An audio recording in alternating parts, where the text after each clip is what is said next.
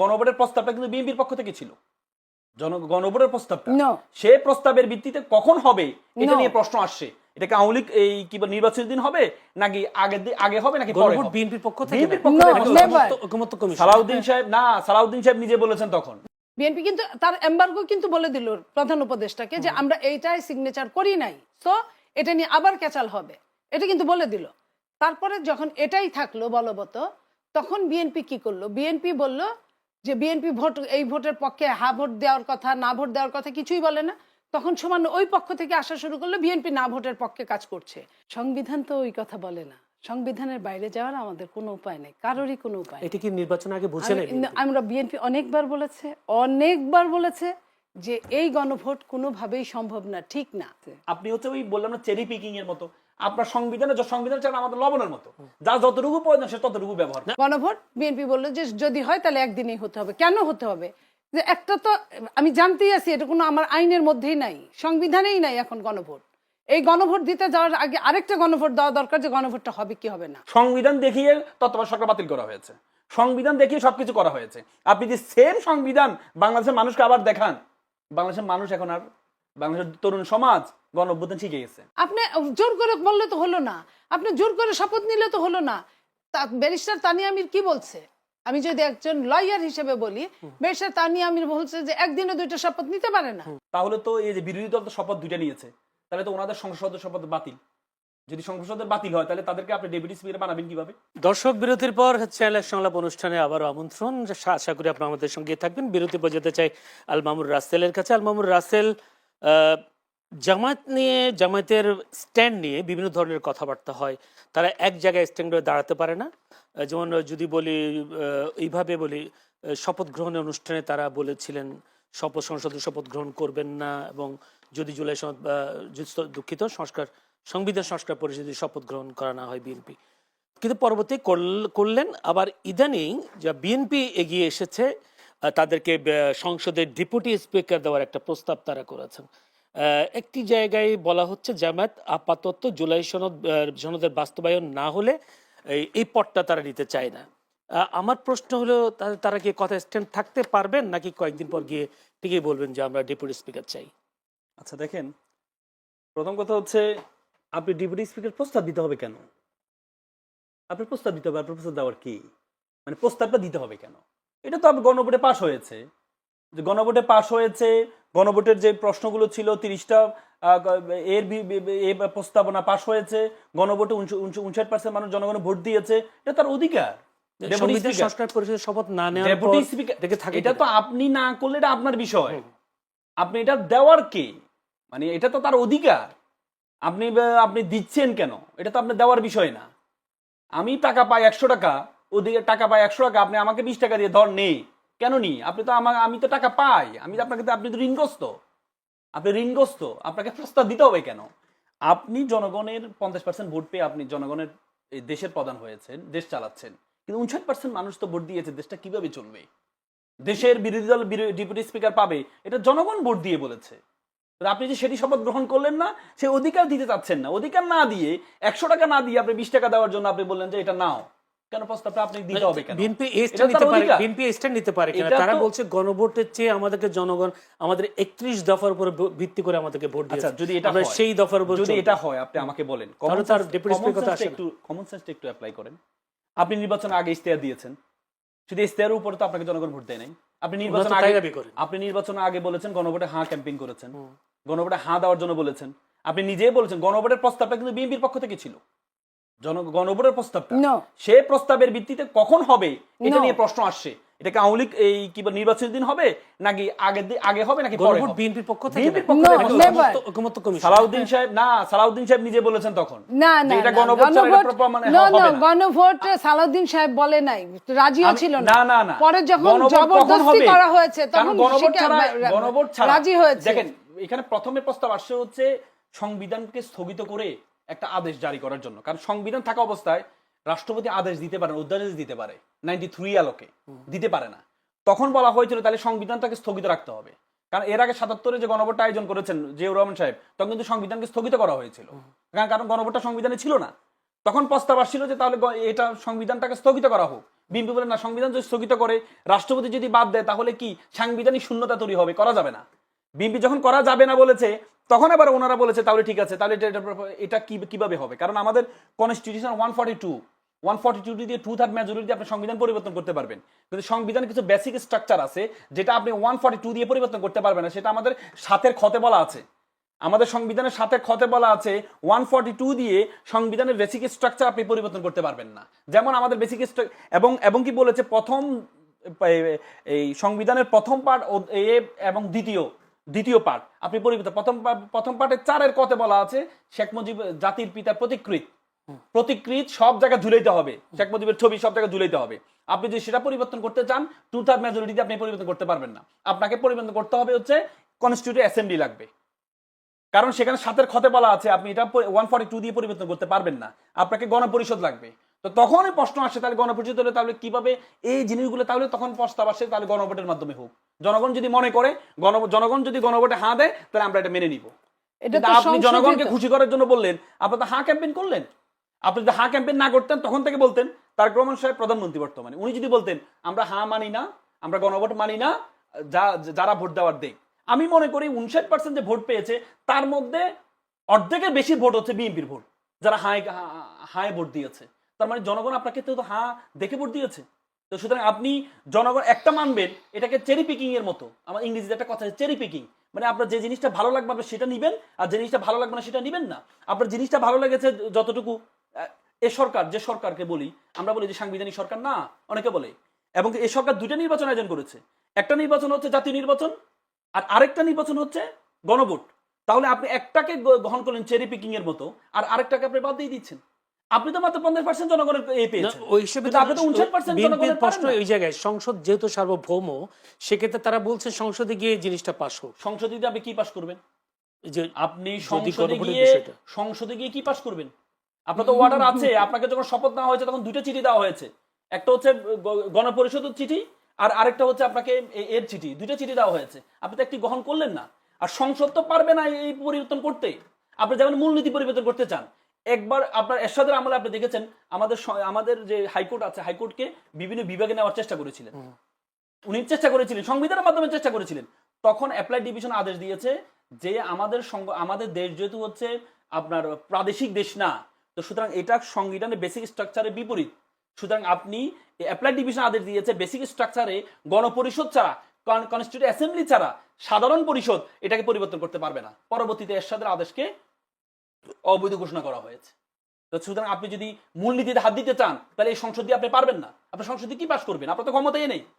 আপনার 2/3 মেজরিটি 142 দিয়ে আপনি তো বেসিক স্ট্রাকচার পরিবর্তন করতে পারবেন না। আপনার তো কনস্টিটিউয়েন্ট অ্যাসেম্বলি লাগবে, গণপরিষদ লাগবে। তো সুতরাং আপনার একটা জিনিস ভালো লাগবে, আপনি সেটা বলবেন। আপনি বলেন যে শপথটা কি নেই, শপথটা নাকি সংবিধানে নেই, শপথটা সংবিধানে না। আচ্ছা আমাকে আপনি বলেন তো, যিনি আপনাকে নির্বাচিত করেছেন, মানে যিনি আপনাকে যে ইলেকশন আয়োজন করেছেন, অন্তর্বর্তীকালীন সরকার, অন্তর্বর্তীকালীন সরকার যে শপথটা গ্রহণ করেছে, এটা কি আমাদের সংবিধানে আছে? উনি তো প্রধানমন্ত্রী শপথ গ্রহণ করেছিলেন, এবং কি উপদেষ্টারা যারা, তারা মন্ত্রীদের শপথ গ্রহণ করেছেন, সেটা তো আমাদের সংবিধানে নেই। তো তাহলে তারা যে বাবা সন্তানকে করেছে, প্রসব করেছে, সে বাবার শুরুটাই তো অবৈধ, তো তাহলে তার সন্তানও তো অবৈধ হবে। আমি মনে করি বিএনপির সবচেয়ে বড় ক্ষতি হবে কি জানেন ভবিষ্যতে? আপনি যদি গণভোটকে আজকে যদি আদালতে ঘাড়ে ঠেকিয়ে আপনি যদি গণভোটটাকে আজকে আদালতের মাধ্যমে যদি আপনি বাতিল করেন, ভবিষ্যতে আপনি যে নির্বাচিত হয়েছেন এই নির্বাচনটাও বাতিল হয়ে যাবে। জি, ধন্যবাদ।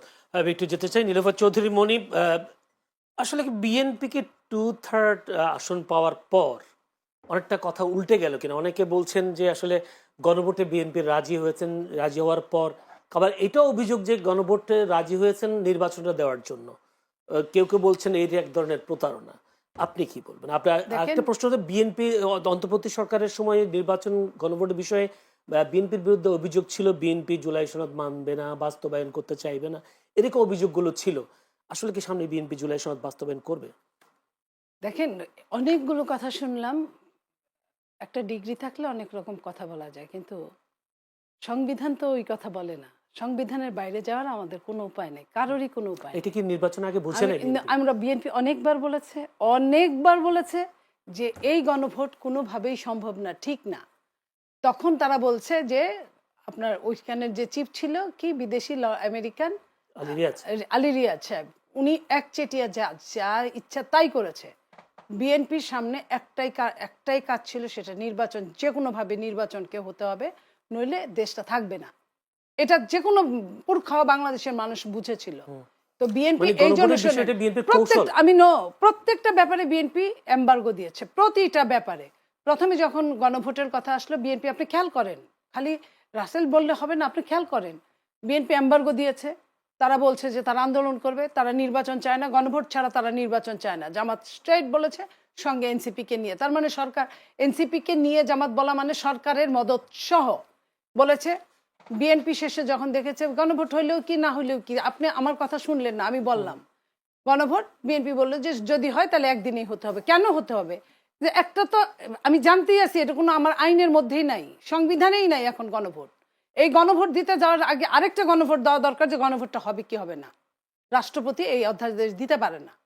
তো ৭২-এর সংবিধান, যে সংবিধান আছে তার মধ্যেই এটা নাই। এখন ওই ৩টা পর্যন্ত গণভোট হয়ে গেছে, তারপরে নাই, এটা শেষ করে দিছে। তাইলে আপনার গণভোটটা যেটা নাই সেটা হইলেই কি না হইলে কি? বিএনপির কথা হইলো আমার নির্বাচন দিয়ে কথা, বেশ বিএনপি শেষে বললো একদিনে হতে হবে।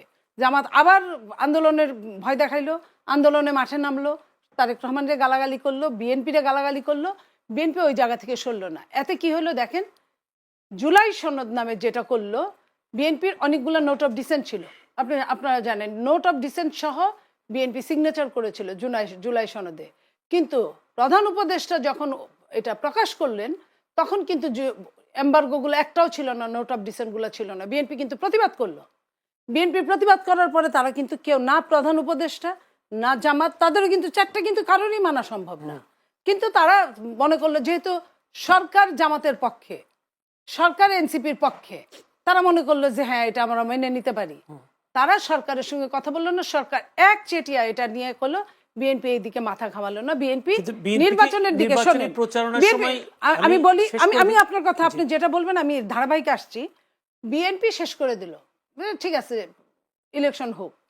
বিএনপি কিন্তু তার এমবার্গো কিন্তু বলে দিল প্রধান উপদেষ্টাকে যে আমরা এইটাই সিগনেচার করি নাই, সো এটা নিয়ে আবার ক্যাচাল হবে, এটা কিন্তু বলে দিল। তারপরে যখন এটাই থাকলো বলবৎ, তখন বিএনপি কি করলো? বিএনপি বলল যে বিএনপি ভোট, এই ভোটের পক্ষে হা ভোট দেওয়ার কথা, না ভোট দেওয়ার কথা কিছুই বলে না। তখন সমান ওই পক্ষ থেকে আসা শুরু করলো বিএনপি না ভোটের পক্ষে কাজ করছে, বিএনপির অমুক জেলায় অমুক থানায় না ভোটের পক্ষে বলছে। এখন যে কোনো একটা মানুষ তার মতামত ব্যক্ত করতেই পারে একটা দেশে, স্বাধীন দেশে। সেইখানে বিএনপির প্রথমে নির্বাচনী চিফ কোঅর্ডিনেটর নজরুল ইসলাম খান সাহেব বললেন, সেটাকে তারা মানলো না। তারপরে মহাসচিব বললেন, সেটাও মানলো না। তারপরে যখন খোদ চেয়ারম্যান বললেন একটা সভায়, তখন বললেন উনি ভয় পাইছে, তাই বলছে। উনি বলছে ঠিকই, কিন্তু ওনারা কাজ করে না। আজকে যেভাবে ওই আপনি বলবেন দেখে আমি এটা বললাম, এই কথাটাই আমি ওই জায়গায় যে গণভোট আমি মানি না, যদি বলি এমবার্গো ছিল সে কারণে আমি মানি না, তারপরও রাজি হয়ে আবার গণভোটে হার কথাও বলল। এইখানে আমি বলি, এইখানটা বলি যে জিনিসটা আপনার একটা ডিম আপনি মুরগিতে তা দেওয়ার জন্য বসাইছেন, যে ডিমটা কাঞ্জা হইছে, এটার আপনি যত দিন 30 দিন বসায় রাখেন আর 60 দিন বসায় রাখেন, ওই ডিমের বাচ্চা ফুটবে না। এটাই কনফার্ম।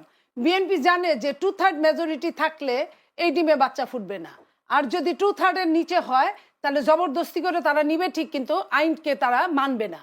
তো এই যে আইনকে মানবে না, জবরদস্তি করে নিবে। এখন বিএনপি 2/3 মেজরিটি, তার আগে আমি বলি, তার আগে বলা হয়েছে না যে সংসদ যেটা ফাইনাল করবে, সংসদ ফাইনাল করবে। তাহলে সংসদ যদি ফাইনাল করে, এবং ওইখানে আলী রিয়াজ আরেকটা প্যাচ কি দিয়েছে যে 180 দিনের মধ্যে যদি না করা হয় অটোমেটিক হয়ে যাবে। অটোমেটিক এটি কি মামার বাড়ির আবদার যে চাওয়ার সঙ্গে সঙ্গে পাওয়া যাবে? আপনার সংবিধান যে কথা বলবে, সংবিধানের বাইরে কথা বলা কারো কোনো এখতিয়ার নাই।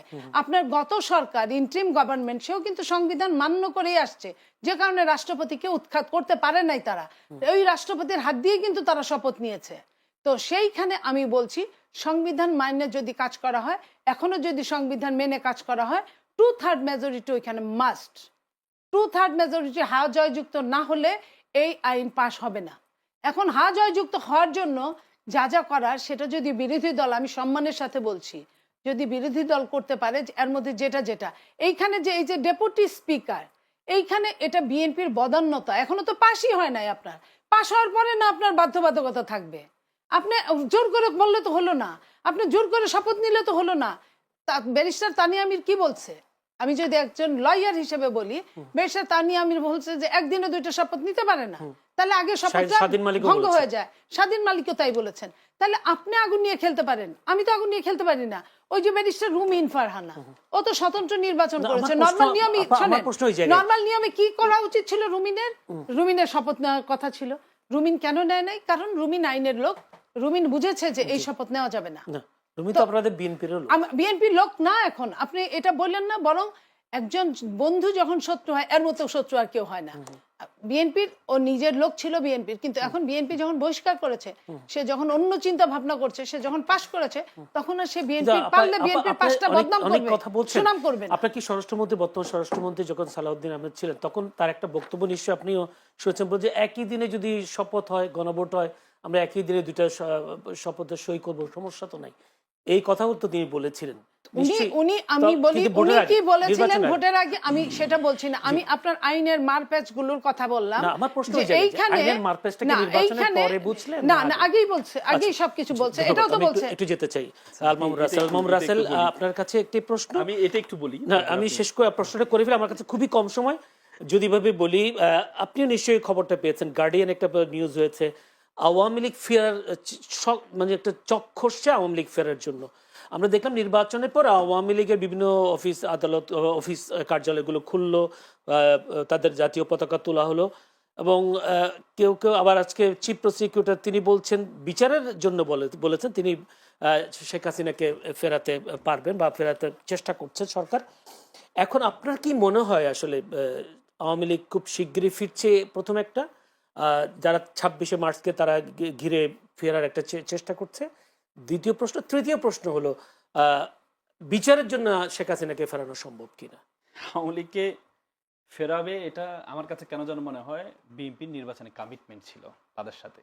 না হলে আপনি দেখেছেন বিভিন্ন জেলাতে তাদের অফিস উদ্বোধন করছেন, বিএনপির এমপি খুলে দিচ্ছেন, উদ্বোধন করে তালা না, খুলে এখানে দিচ্ছেন। আবার অনেক প্রতিবাদও করেছে, প্রতিবাদ করেছেন, যেটা কথা আপনি যখন এমপির পক্ষ থেকে যখন তালা খুলে দিচ্ছে, একটা আইনের আলোকে নিষিদ্ধ সংগঠন, আমাদের আইনে আছে, সন্ত্রাস বিরোধী আইনে আছে যে আপনি নিষিদ্ধ সংগঠনের সহযোগিতা করলেও আপনি অপরাধী, আপনি তাদের প্রচার করলেও আপনি অপরাধী, সেখানে আপনি তার তালা খুলে দিচ্ছেন। আজকে আপনি সেই প্যাসিজমের রাষ্ট্রপতি ছিলেন চুপ্পু সাহেব, সেই চুপ্পু সাহেবকে আমরা এখন, আজকে মির্জা ফখরুল ইসলাম আলমগীর সাহেব কি বলছেন, আমি কোর্টে আনকোট করে একটু পড়ে শোনাই। রাষ্ট্রপতি হওয়ার মতো বিএনপিতে 3-4 জন আছেন, কিন্তু প্রশ্ন হচ্ছে এখনই রাষ্ট্রপতি নির্বাচন আলোচনা কেন?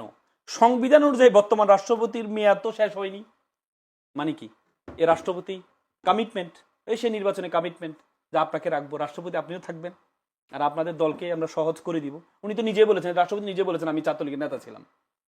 এই রাষ্ট্রপতি নিজে বলেছেন শেখ হাসিনার দুলা যদি আমার মাথায় না পড়ে তাহলে তো আমি সফলে না, বলেছেন যে সেকে সংবিধান অনুযায়ী এখনো মেয়াদ ওনার শেষ হয়নি, সংবিধান অনুযায়ী শেখ হাসিনার মেয়াদ শেষ হয়েছে। আরে ভাই, একটা বিবেকটা কাজে লাগান রে ভাই। সংবিধান অনুযায়ী উৎখাত করেছে, সংবিধান অনুযায়ী শেখ হাসিনা উৎখাত কি সংবিধানে আছে?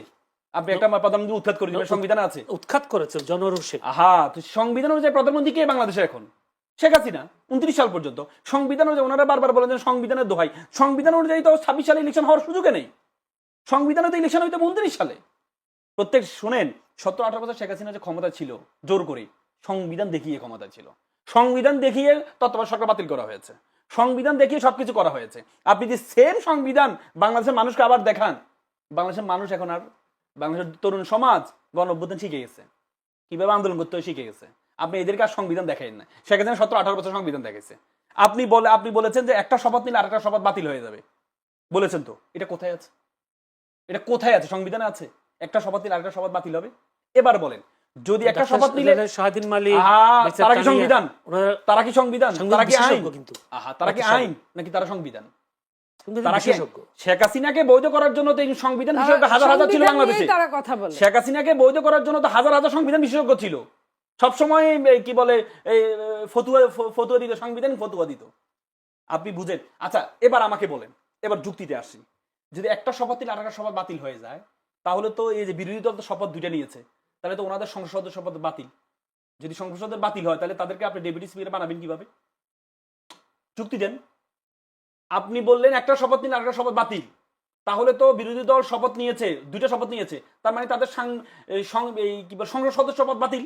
এটা বিএনপি তো বলে নাই। আহা, আপনি বললেন তো একটা নিলে আরেকটা বাতিল, যদি একটা নিলে আরেকটা বাতিল হয় তাহলে তারা তো সংসদ সদস্য পদ বাতিল হবে। তো তাদেরকে যে আপনি ডেপুটি স্পিকারের প্রস্তাব দিচ্ছেন, তাদেরকে আপনি বিরোধী দলের নেতা বানাইলেন, তাহলে হলো কি? এটার তো কারণ আছে। হলো কি? ওটার তার তো মানে কারণ ভাই আছে। আপনি হচ্ছে ওই বললাম না চেরি পিকিং এর মতো, আপনার সংবিধান চান আমাদের লবণের মতো, যা যতটুকু প্রয়োজন সে ততটুকু ব্যবহার না, আপনি কি এটা মনে করেন যার যতটুকু প্রয়োজন সে ততটুকু এটা ব্যবহার বলি, যদি আওয়ামী লীগের রাষ্ট্রপতি, বিএনপি সরকার এবং ডেপুটি স্পিকার জামায়াতের এটা একটা সম্মিলিত সরকার হচ্ছে, কারণ জাতীয় সরকার তারেক রহমান যেটা বলেছেন, জাতীয় সরকার আপনি শুধু রাষ্ট্রপতি বানাইলে তো হবে না। আপনি যেমন হচ্ছে আপনি প্রধানমন্ত্রী তাহলে তো বানাইলেন, আমাদের ভবিষ্যৎ ভালো। আপনি প্রধানমন্ত্রী বানেন, প্রধানমন্ত্রীর ম্যান পাওয়ার আছে, বিরোধী দল নেতা বানেন, তার ম্যান পাওয়ার আছে, তো রাষ্ট্রপতি ম্যান পাওয়ার কই? তো তাদেরকে নিয়ে আসেন, রাষ্ট্রপতি ম্যান পাওয়ারও লাগবে তো। আপনি 3টা না, আপনি জাতীয় সরকার করবেন 3 ধাপ, রাষ্ট্রপতি 1 ধাপ, প্রধানমন্ত্রী 1 ধাপ, বিরোধী দল 1 ধাপ, তো তাদের ম্যান পাওয়ার চেইন কই? তার মানে আওয়ামী লীগের চেইনটাকে নিয়ে আসেন, তাহলে তো সুযোগ করে দেন। আইনের মাধ্যমে তো আপনি করেছে, আপনার তো আইন তো আপনার হাতে সুযোগ আছে। আপনি যে দেখেছেন রিট করেছে, 2টা রিট হয়েছে, এই গণভোট বাতিল এবং সংস্কার আদেশটা বাতিল করেছে। সেই রিটটা শুনানি করেছে কে জানেন? সেই রুটটা শুনানি করেছেন গাজী সজল সাহেব, উনি হচ্ছে নির্বাহী সদস্য বিএনপির সদস্য, কি বলে জাতীয় কেন্দ্রীয় কমিটির সদস্য। তারপরে তহিদ সাহেব, উনি হচ্ছে বিএনপির যে জাতীয় দলের আইনজীবী ফোরাম, সেই আইনজীবী ফোরামের যুগ্ম মহাসচিব, উনি শুনানি করেছেন। ভাই আমরা তো এর আগে আদালতের মাধ্যমে অনেক কিছু দেখেছি। শেখ হাসিনা তো আদালতের মাধ্যমে সবকিছু করতে চাইছিল। আপনি আদালতের মাধ্যমে যখন করতে যাইবেন তখন এটা জনগণের বিপরীতে চলে যাবেন। আপনাদেরকে আমাদের ইতিহাসের সবচেয়ে বড় শিক্ষা হচ্ছে কি জানেন? ইতিহাস থেকে শিক্ষা নেয় না। আমরা যখন ক্ষমতা থাকি আমরা মনে করি আমার সব ঠিক, কিং কান ডো রং, কোনো ভুল করে না কি। কিন্তু এটা বুঝতে হবে, জনগণের পালস বুঝতে হবে। যদি জনগণের পালস না বুঝেন তাহলে কিন্তু আপনার জন্য আমরা সমালোচনা কেন করছি? যাতে আপনি ঠিক পথে থাকেন। আমরা চাই আপনি ক্ষমতা কন্টিনিউ করুন।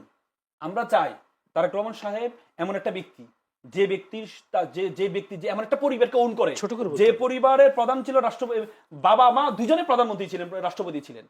একজন রাষ্ট্রপতি, বাবা রাষ্ট্রপতি ছিলেন, মা প্রধানমন্ত্রী ছিলেন। এমন ব্যক্তি কিন্তু বাংলাদেশে আর কেউ নেই।